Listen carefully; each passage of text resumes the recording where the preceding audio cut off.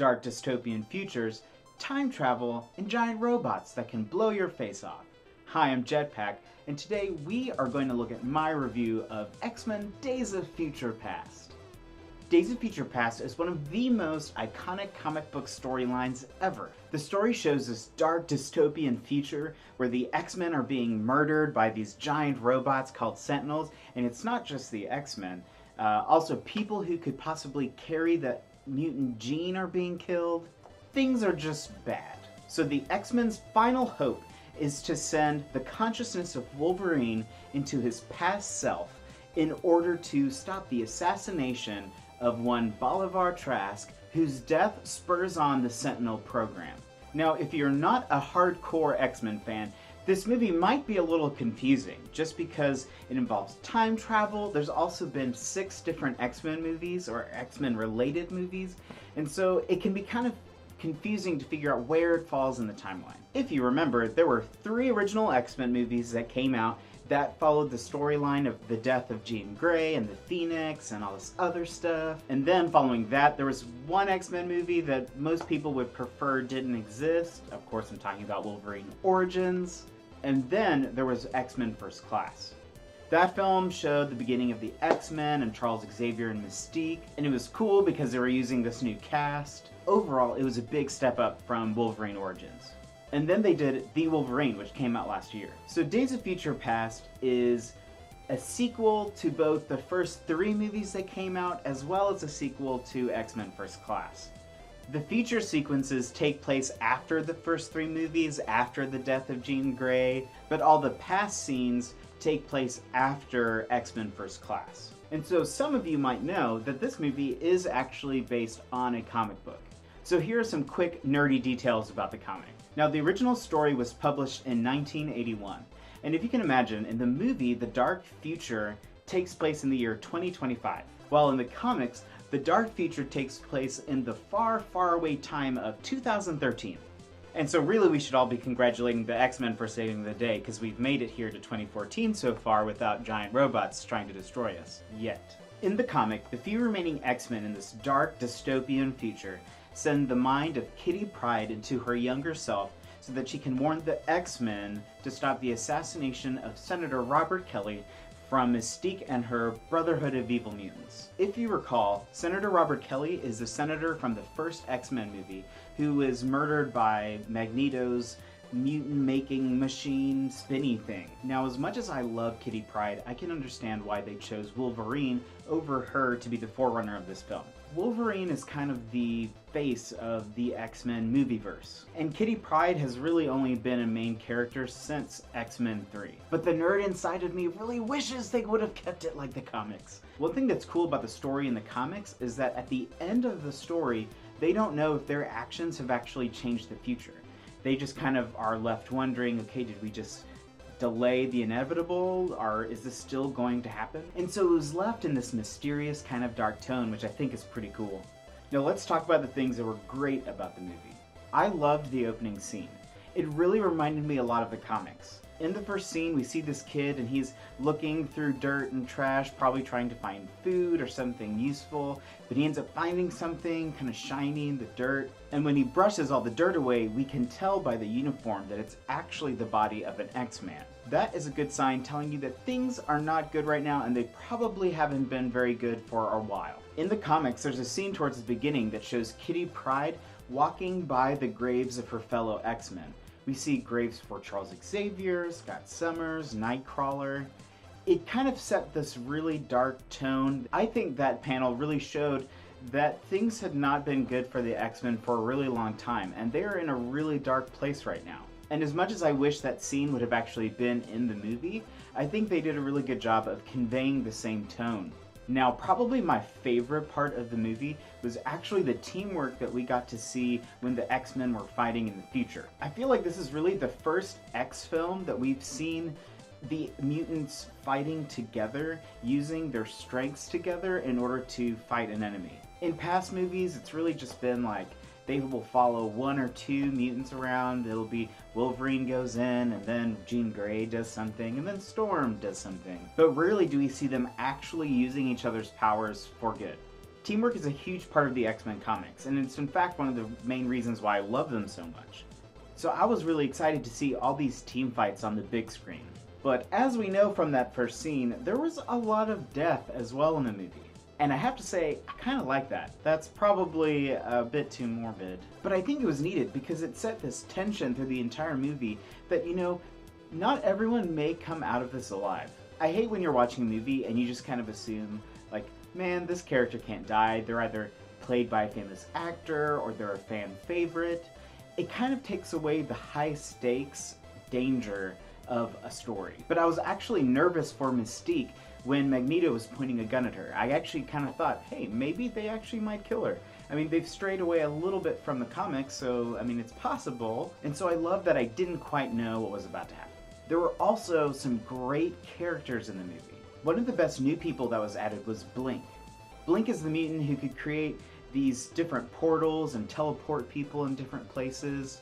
I thought she was a great addition to the cast. Her ability allowed them to use her power for these big team fights that I enjoyed so much. Unfortunately, we didn't really get much of a chance to get to know her.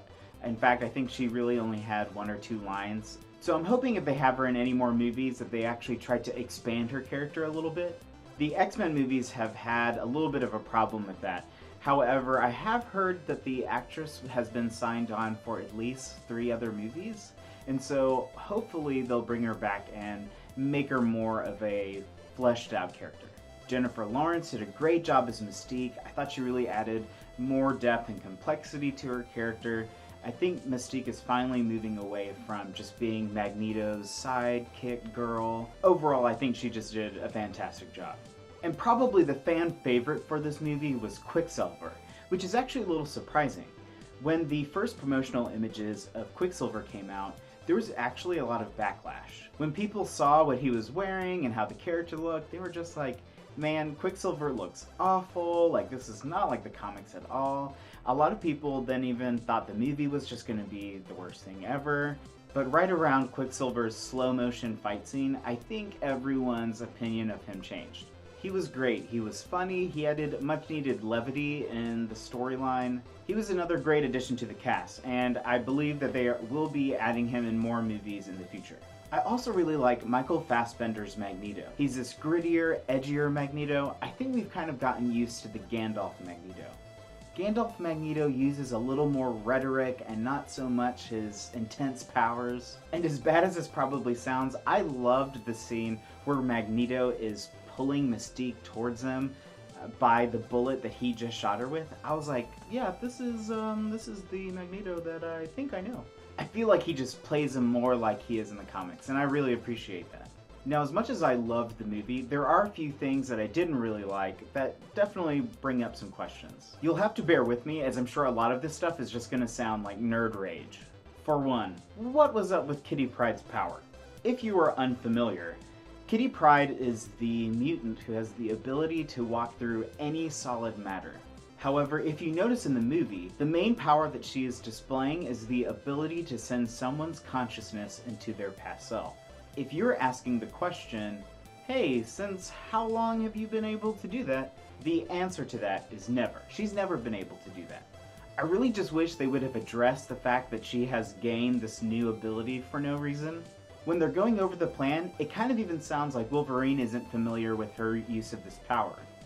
And as much of a cop-out as this would have been, I really wish Wolverine would have asked, hey Kitty, how long have you been able to do this? And if she would have said, oh, just, you know, something I picked up recently, I would have probably accepted that. Now, what I wish would have happened if they really wanted to keep it like this, I really wish they would have had Charles Xavier and Kitty Pryde kind of combine their abilities somehow. I mean, for the most part, Charles Xavier does nothing throughout the movie except for just sit there. The only time he does something in the future is when he's talking to his younger self. I also thought the movie suffered from slow pacing every once in a while. When I was watching, I would just catch myself being like, okay, Charles, put down the drugs, get your powers back. Just put on the Cerebro helmet and this will all be over very soon. And I think some of the slow pacing also came from their use of slow motion in the movie. The third time I watched the movie in theaters, I actually sat down and tallied every scene in which they used slow motion. Now to clarify, if they used slow motion kind of back to back, I just counted it as one. I was pretty lenient on this. However, I counted over 15 different scenes that used slow motion. Now, not all of the slow motion was bad. Like the Quicksilver fight sequence where he's going around the room, I thought that was great. I thought it was a great use of slow motion. It really set that scene apart. But I thought there were so many useless scenes of slow motion. But I thought the slow motion was really just used to create these really intense moments where there wasn't anything really intense happening. For example, when Quicksilver is going to get Magneto out of his cell, instead of having this slow motion glass fall, I wish that would have started and then Quicksilver come grab him before the glass falls to the ground. That would have, one, been faster, as well as it would have been just more interesting, and we could have maybe had more of a witty banter between Magneto and Quicksilver like we had in the elevator. There was also another slow motion sequence after Magneto has taken out some guards. He's going to go get his helmet, and then it goes into the slow motion sequence where the helmet is slowly floating towards his hand, and then it gets there. I just think they could have done more interesting things in those scenes. And not to pick on Magneto, but I have a few more questions. Now this, I may be completely mistaken. I have never seen this in the comics, and so it's possible that maybe I've just missed a story. And if you know this to be correct, please write so in the comics and tell me, give me an issue number, and I will read it. But since when has Magneto been able to hack a robot by putting metal through its skeleton? And he's not just controlling the robots via the metal. From the way it made it looks like he has literally hacked the machines. So maybe I'm just unfamiliar with that, but I've literally never heard that happening before. Also, I thought future Magneto's death was totally nonsense. So they just blew up their ship in order to stop some Sentinels. Metal pieces are flying at them, and Magneto, with his hands raised in a "you shall not pass," stops all of these different metal pieces, and he's created almost this metal wall of pieces of their ship. Somehow, one piece has flown through and has impaled him on his side. I just don't see how he missed this one piece of metal. I think they were just trying to create some more added drama and intensity to the scene, but really when that happened, I was just like, how did he miss that? But friends, real talk, I think we need to apologize to the actor who plays Colossus. He has been in 3 X-Men movies, and he only had one line in this movie, and that one line was one word. He even died twice in the movie, and they still only gave him a one-word line. Daniel Cudmore, if you're watching this, we're sorry. Those complaints aside, I really enjoyed the movie. Now, if you enjoyed the movie, one thing you might be interested in checking out are the comics. Generally, comics come in 2 different forms: single issues or trade paperbacks. Trade paperbacks usually collect either a storyline or some specific character, but it has multiple issues within the book. If you're interested in seeing how the movie compared to the comics, you could pick up this Days of Future Past trade paperback. But if you want a grander scope of the X-Men, you may want to check out the story that happened right before this, which is the Dark Phoenix saga, which is what the first 3 movies were kind of leading up to and were based on. But overall, I loved Days of Future Past. I thought it was very well done. I enjoyed the characters. I laughed. I was tense. It is easily one of the best X-Men movies they've made. I put my own personal seal of approval on this movie and rate it 5 Peter Dinklage mustaches out of 5. Now, I hope you enjoyed this review. This is kind of a new thing that I'm going to start doing. Not just movie reviews, but I'm going to talk about comics and do intro guides to comic book characters or comic book storylines. And so if you have any suggestions, if there are any characters you want to learn about, or you're super excited and want to learn more about a comic book movie that's coming out, please write so in the comments, and I would love to make videos that you guys want to watch. My goal is to make comic books easily approachable to anyone who is interested in them and wants to possibly read them. And if you liked this video, please share, like, and subscribe to my YouTube channel. There are more great videos coming up soon.